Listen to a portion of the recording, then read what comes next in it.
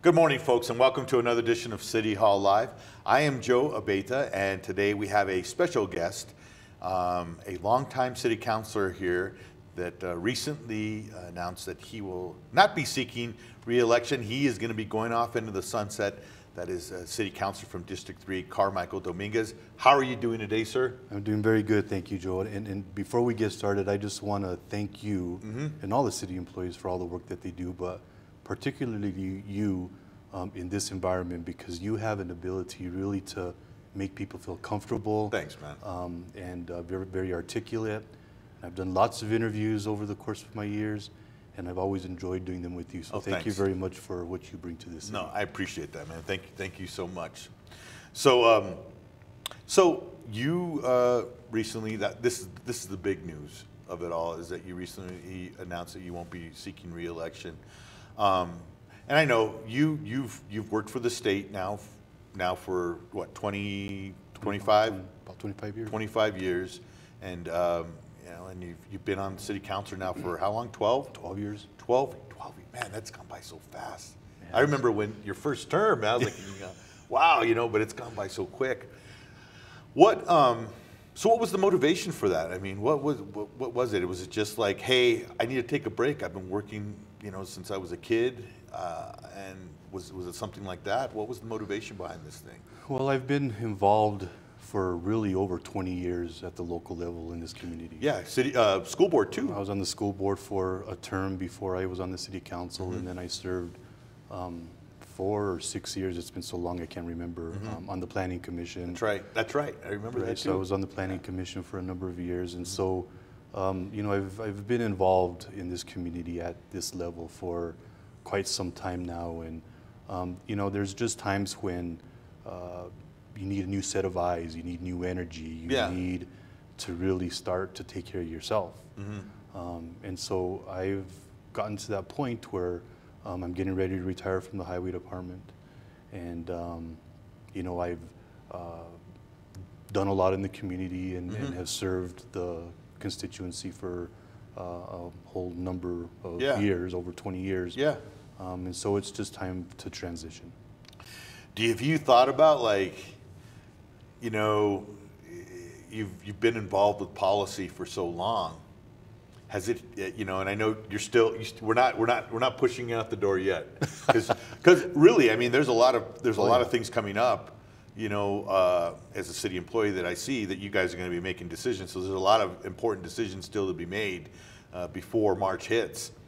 But when do you start to feel like plan ahead of yourself, saying, hey, what am I going to do now every other Wednesday night, right? Or what am I going to do on weekends now, you know, not being, you know, getting those calls of saying, hey, bro, something's going on over here, can you help us out, you know, that type of thing. Right. Have you thought about that? I have. There's a number of things that I'm thinking about doing, like growing a big old beard and going fishing for, you know, days on end even. Yeah. From that to maybe going back to school. I'll still be involved at some level. I'm actually a member of the Knights of Columbus, and so I'll be able to dedicate some time there. I'm also on the board of the New Mexico Wildlife Federation, so I'll be able to you know, be involved there. So I'll still be involved at some level, but it'll be definitely a transition from, you know, just kind of go to, you know, figuring out what you're going to do with yourself after that. So looking back on your time as a city councilor, what would you say you're most proud of? Like, what would you, if you had to look back on it and someone asked you that, well, someone is asking you that, what would you say? You know, there's a number of things, and I'm not sure if there's just one thing that stands out, but I think it's a bunch of things combined. Okay. You know, there's two different levels of politics, if you will. You know, there's the stuff that you do in your district, and then there's the stuff that you do that really impact the entire city.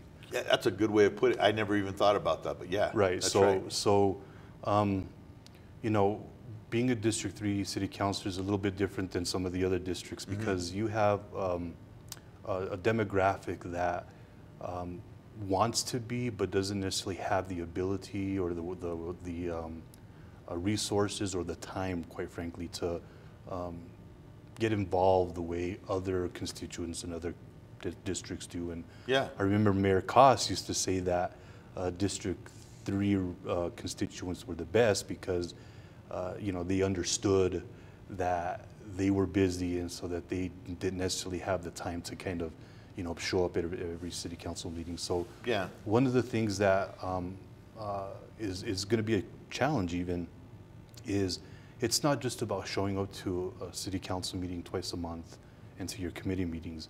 It's about being out there in the community and actually trying to figure a way out how to build community in that district. And what does that mean? That itself is just a challenge. How do you build community so that you can educate a constituency about the issues and issues specific to the district, plus things like how the budget impacts them? Yeah.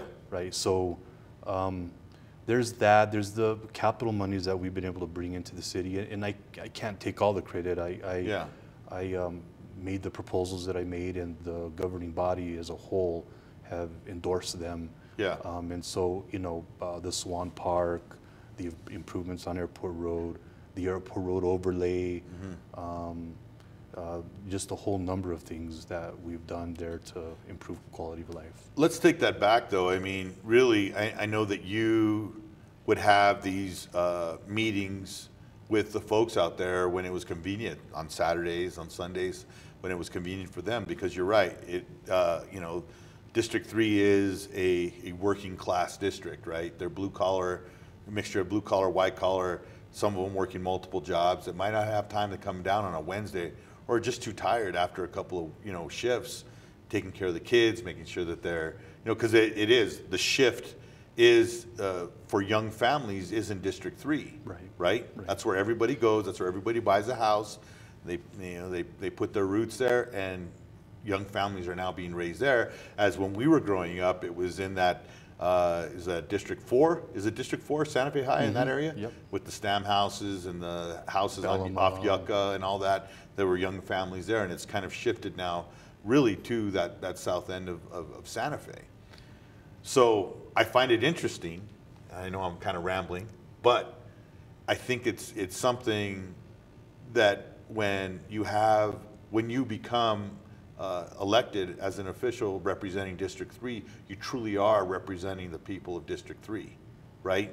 Oh, absolutely. Because sometimes their voice may not be heard at a matters from the floor hearing. Right. Well, you know, in some cases. Yes. And depends on what's on the ballot, right, man? But we won't. Well, even just in regular business, you'll have a room full of people here in council chambers to debate a fence that's in the historic district that's 6 inches higher than it should be. Yeah. Right? But the room will be empty when we talk about closing the South Side Library on Sundays. Yeah. Right? And there's a number of reasons why. I mean, you talked about some of them already. You've got, just imagine a single mother with 3 kids, and they're all 3, you know, relatively in the same age group or same age, but they're all playing sports. And she's got to get them to baseball practice or football practice or whatever practice it is. Yeah. And she may have to go to 3 different parks to get them there and get them there on time. Yep. And then feed them, make sure that they get their homework done or that their school is done, make sure that they're getting ready for the next day. Clean up. And so showing up to a city council meeting is not a priority in their lives. There's so many things going on, and so that's a challenge. But I think that District 3 is a community that represents the grit that Santa Fe offers. It represents the reality that exists in this community. It represents the, you know, the value of hard work that makes this community function. Yeah, And District 3, over the last 12 years, has definitely seen a lot of services being brought out to them, more convenient. And I think one thing for me as a city worker, as a city employee, that I think is really a crown jewel that happened during your term that you were a District 3 counselor was the Swan Park. Oh yeah. I absolutely, it just, you see, you know, sometimes people, well, the city's overseeing it. Let's see what happens. Let's see if this comes out. But I remember walking on that going into the park for the ribbon cutting ceremony and just looking at the playground and looking at what was done and thinking, man, this was done right. This is pretty amazing. How'd you feel when you saw that?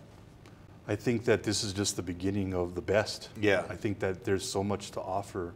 That was only phase one, right? That was only phase one. There's anywhere from 3 to 4 phases. It's 96 acres, somewhere around there altogether. Yeah.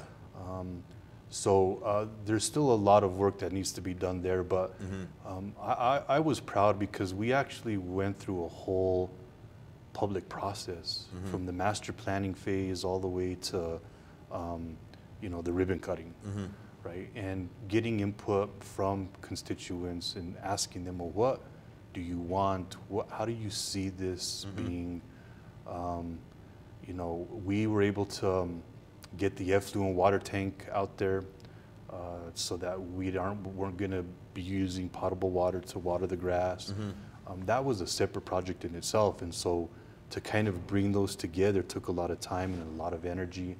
You know, we're still working on trying to make sure that we do what we said we were going to do with regards to the water tank and camouflaging it. Yeah. Councilor Rivera and myself are have started and need to follow up on coming up with the plan for the next phase. We have money for the engineering and design of it.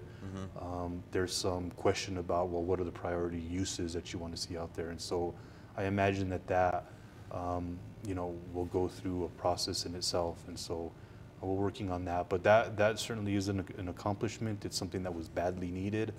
And I have to thank the voters and really the governing body as well for being supportive of it throughout all these years. Yeah.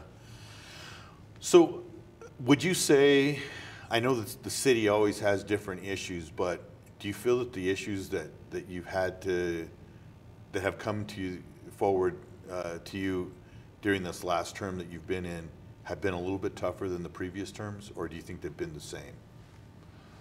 And I'm saying as a governing body, I'm not saying as particularly District 3 stuff, but just as a whole, have you felt that the decision making has become a little bit more, I don't want to say difficult, maybe just a little bit more challenging for you now? Right.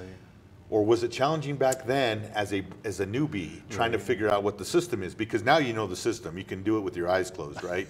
You do, as opposed to when you started. But is that kind of a difficult question to answer? But do you... Well, so I'll put it this way. I think when I first started out,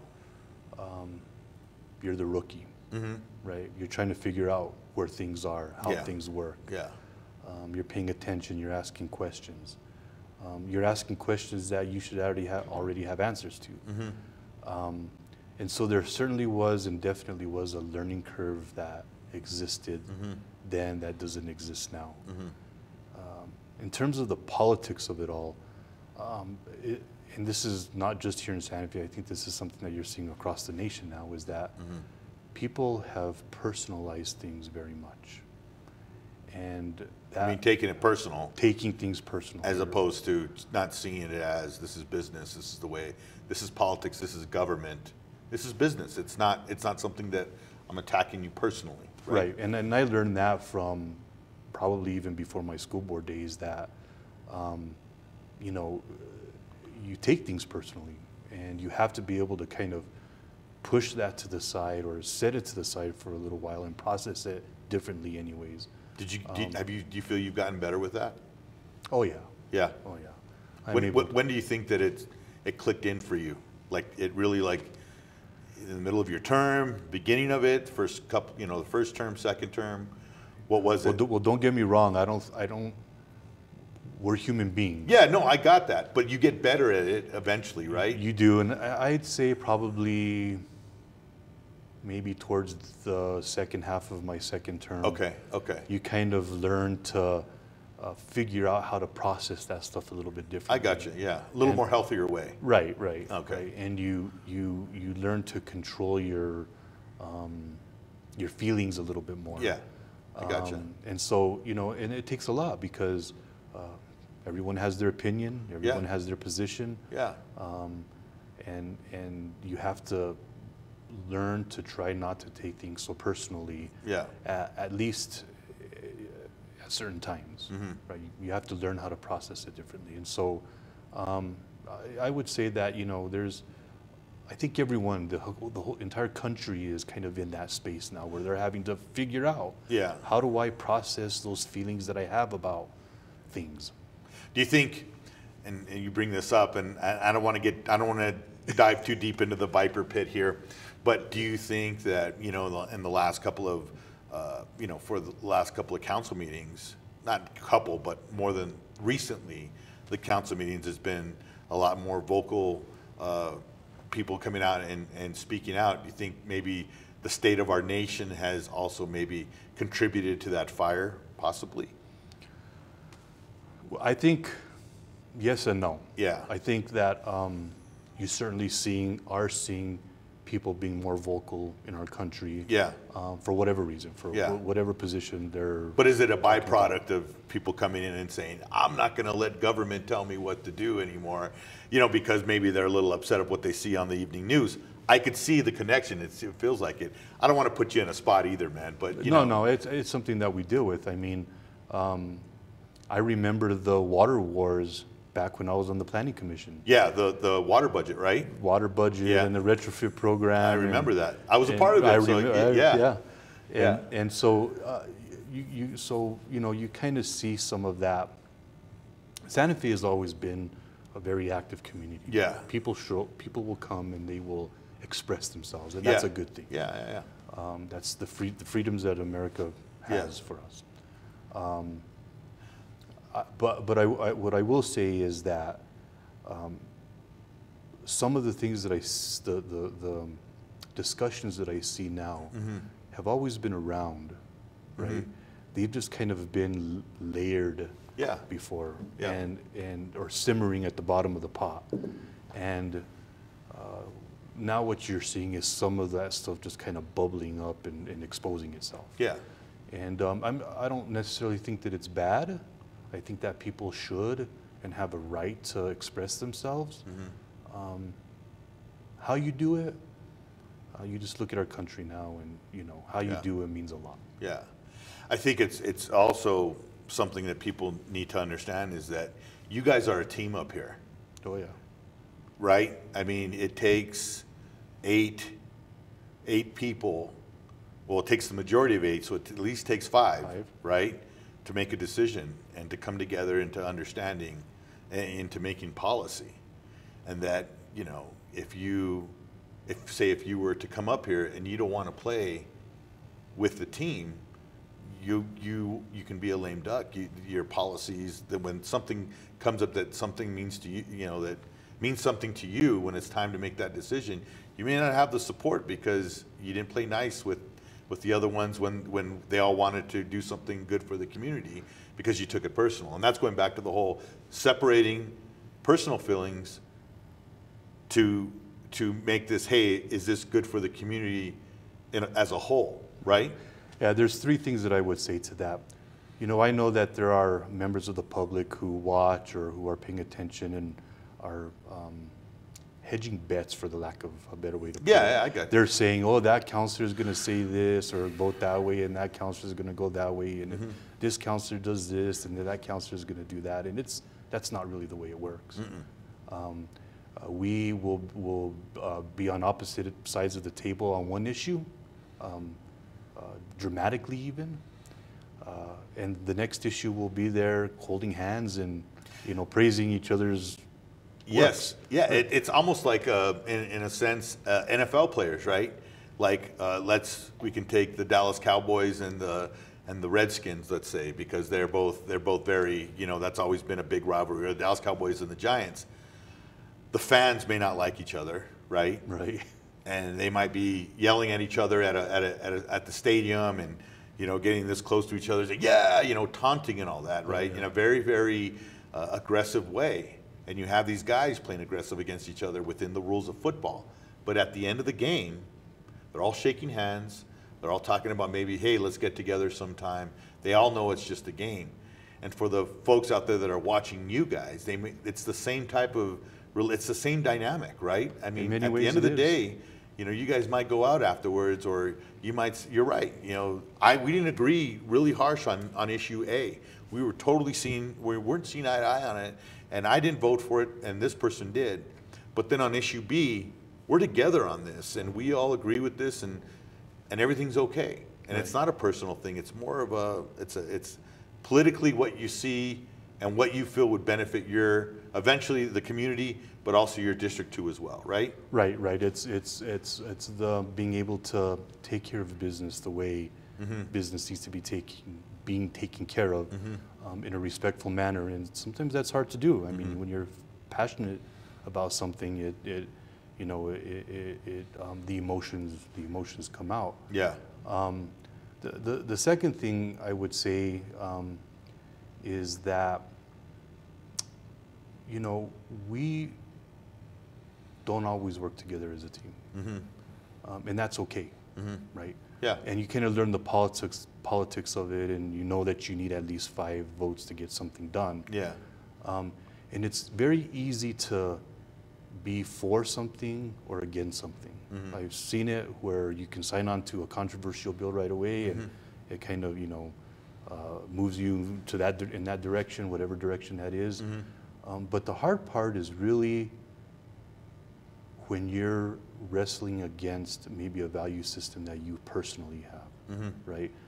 You're voting on something that is for the greater good of the community, but that's something that you don't necessarily agree with. Gotcha. Right, and so the public doesn't necessarily see that a lot of times. There are, throughout my years, you've seen some counselors who can play that politics and kind of flip it and kind of do whatever it is that they do. But there are counselors who struggle with issues because on one level, it doesn't necessarily work for them on a personal level. Yeah. But they have to, they're struggling with, well, what does this really do to the community, and how does this impact and work better for everyone or the majority, or the what meets the values that the community has expressed in itself. So that's something that I don't think the public necessarily sees either. How many of those, and you don't have to name them, but how many of those can you, just off the top of your head, where you've been in that kind of situation? How many of those votes? Those yeah, issues? like in that voting. Oh, Would you say more than 20, 30? I don't know if there's a number. I mean, there's been so many issues where. But there's been a lot. Oh yeah. There has been a lot where you felt like, hey, I would say no to this personally, but but I'll say yes to it because it benefits the greater Santa Fe than it does for me. Right. For me to say no. And that's part of the art of politics, especially at the local level, is how do you have to work. You really have to work with your colleagues to say, well, this is something that I don't agree with, but if we can do this and craft some language that works for everyone, or at least addresses a part of what consternation we have on an issue. That takes a lot of work, and that takes a lot of time. Yeah. The budget is a perfect example of that. I think that's one of the things that I'm most proud of is I've seen it in the good times when I first got elected and the economy was good and revenues were coming in, and the hardest part was figuring out how to spend the money. Where were you going to spend money? Because there was needs for everybody, right? Well, hey, we have this much. I'd like for us to do this. And there was money to spend. Yeah, there was money to spend. And everybody has, including the mayor, has saying, "Hey, we have this. Maybe we should do this with it." Right. To the bad economic times where we thought the government was going to shut down completely. Yeah. Furlough. We were talking about furloughs and things we didn't know what was going to happen from one month to the next. To this period of well, we still really don't know what's going to happen from one month to the next. We do have some more data. How do we manage it to a time now where I think that we're on a really good path to bringing some security to the challenges that local government has. And I think that that is one of the biggest challenges that future governing bodies are going to have, is that we're still dependent on an unreliable source of income, which is the gross receipts. And there are lots of things that contribute to, whether they go up or down. Online purchasing, the age of our community is getting older. The older you get, the less money you spend. Some of those kind of things that are common sense and are generally out there, we have to deal with that still because we are reliant on that source of income. But the requests or the policies or the services that the constituency wants keeps on growing. And so we aren't out of the woods yet, but I think that we certainly have a better path to making sure that we can right-sized government is kind of a term that's been thrown out there. Making sure that employees are compensated and compensated better and well.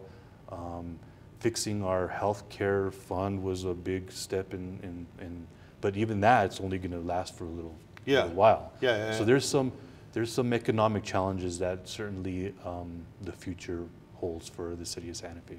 Yeah, and it's funny because, not haha funny, but strange funny. Not strange funny, but I don't even want to say ironic, but I don't even know if I'm picking the right word. Let me just say what I'm going to say. This year's budget was a lot more smoother than the previous year budget, I felt. And I'm sure you felt that way too. I mean, it was went by pretty quick, right? That's because we really, really invested. The Finance Committee worked very hard. I worked very closely with Councilors Lindell and Councilors Ives, and we were getting a brand new council on board with Councilor Harris and Councilor Villarreal. Councilor Maestas was on, I think, 4 years ago. And so, we were kind of in this major transition. So we really invested a lot of work in kind of understanding and fixing the structural deficit that we had. Yeah. I think, just to be clear, the reality is that we have enough revenue coming in to provide a level of service that we're currently providing now.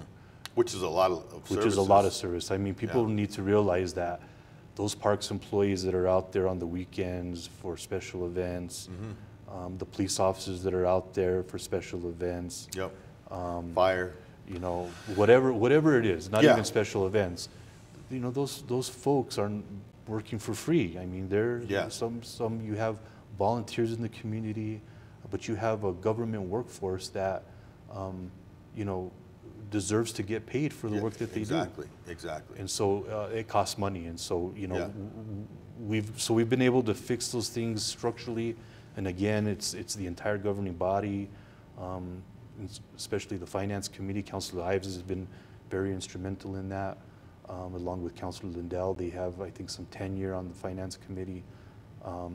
And so, I think, again, we're in a much better place today than we were, or this year's budget was a lot smoother because of the investments and the work that we've made in the past. Do you think that the budget's always been a big challenge for you? I mean, is that one of your big challenges that you always faced as a city councilor?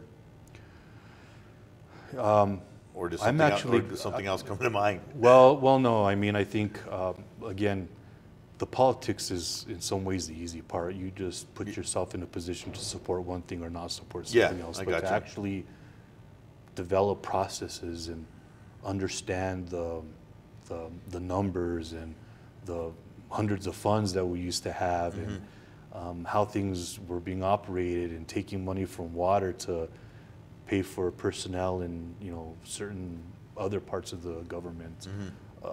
All those nuances, it takes time to understand it. And so I've been on the Finance Committee for 12 years, and I'm actually very glad because it was a learning experience like none other. I've learned so much. I learned something at every Finance Committee, actually. Yeah. So, looking back, do you feel that you've left, and I'm sure, I mean, this is kind of a Captain Obvious question, but they always say, you know, you leave something, leave a place in a better condition than it was before, right? And I mean, as a person that knows you, I feel that you have.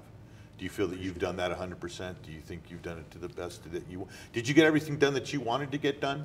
Oh, I don't think you ever get everything done that you wanted to get done. Yeah. You know, I'm still working. There's some things that I'm gonna be proposing as I transition now to kind of you know, close that book. Yeah. And finish off that chapter. Anything you want to share? Well, I could. I mean, I'll be amending the airport road overlay a little bit.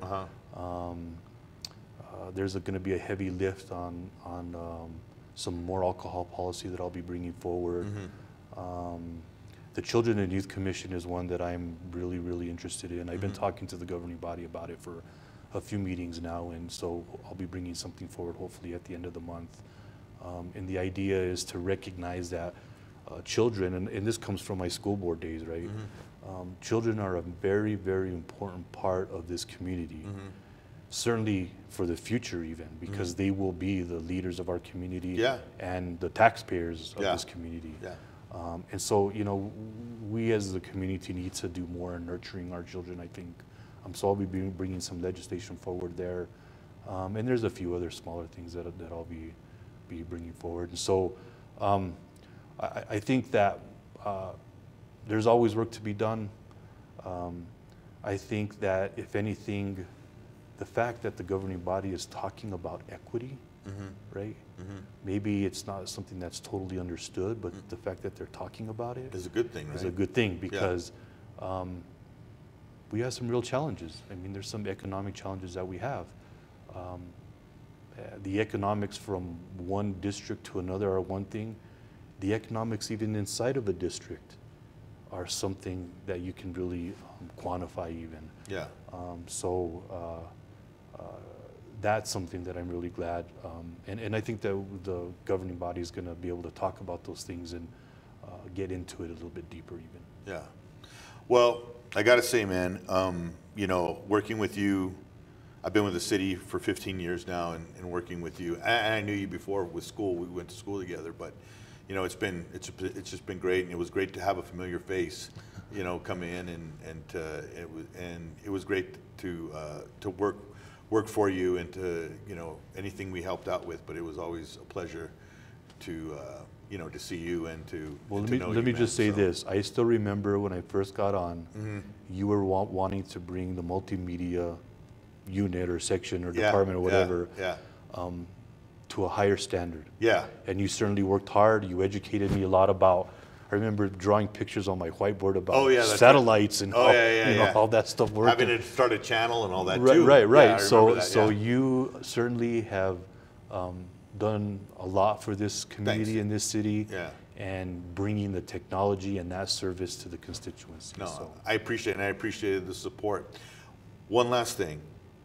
We had City Councilor Lindell on here a couple of months ago, and she was telling me how instrumental you were with helping her out when she first became a councilor, and that you were a really good coach, and you really showed her the ropes and on how to steer to be a city councilor. And so she said, when you have him on, you make sure to tell him that I said that, and that I appreciate everything she said. So I'm just keeping a promise here and sending the message, which I'm sure you hear from her all the time because you guys, you know, see each other quite often. But I publicly want to let folks know that you were, you know, you weren't one that just, you helped out new counselors to steer the ropes. You weren't one to say, hey, jump out into the pool and learn how to swim. You know, and it's all in you. You've been a very unselfish counselor as well, and an unselfish teammate to your team members. So I think people need to know that. Well, that's part of it. Is it's about relationships, and there's not always going to be issues that Councilor Lindell and I agree on. But we certainly will get on that whiteboard and send emails to each other and have discussions about some of those hard things. And, you know, that's one of the reasons why I wanted Councilor Villarreal and Councilor Harris on the Finance Committee, because they are thoughtful people, and they, not that my other colleagues aren't. No, I got you. But I can only have 5. Yeah. And they were new. Yeah. And so the budget is something that is so instrumental in the way this government runs. Yeah. It was important to make sure that you start grooming them early, I guess. Gotcha. So anything else before we wrap it up? Yeah, actually, there are so many people I need to thank. I never ever thought that I would have the opportunity to serve my community at this level. I don't come from a politically motivated family. It's not something that I really, wanted to do or thought about doing when I was younger. But there are so many people that I have to thank. I have to thank my colleagues for being with me during the good times and the bad times and some of those spirited debates and the work that we've done. I especially want to thank Councillor Lindell. She brings this sort of sense of wisdom to the governing body that I value very much. But more importantly than that, she's a friend. She is the type of person who looks at you as a human being and really cares about you as a person, and will often ask, just for no reason at all, how you doing? Just how's everything going? How are you feeling? Those sorts of things. And so I think that has been important to me because she's been able to bring it down to a human level. So I'd like to thank her, and of course all my colleagues for their hard work. I want to thank my family for sticking with me through the thick and the thin, for listening to all my rants and raves. I have to thank my employees at the Department of Transportation for the same thing. I believe it or not, I have a couple of whiteboards in my office over there, and every once in a while I'll bring one of my employees in and we'll talk about something and kind of draw it out. And then lastly, the constituency of District 3. They have had me in office 3 terms here at the city, of course, and they elected me on the school board. They supported me when I was on the Planning Commission, and we've done a lot of work together to really bring to the forefront some of the issues that District 3 is facing, working to build a new park, working to build community, working to just really make sure that their voices are heard. And so I thank them profoundly for their support and for the work that they've done to make that part of our community better. But there's still lots of work to be done. So I guess, folks, if you're outdoors and you see a guy with a really long beard, it might be City Councilor Carmichael Dominguez, so don't be alarmed to go up and say hi to him and ask him how things are going. But that's not going to be until April or May of next year. So until then, we'll be seeing you here at City Council. Let me shake your hand, Joe, Thank because you, man. it's been a pleasure all these years. Appreciate it, brother. Yeah. Thank you so much. Thank you for coming on the show, too, as well. Absolutely. Thank you, folks, for watching. I want to thank Adrian of ETR, director and producer. And, folks, you have a safe weekend. Have a great weekend. Adios.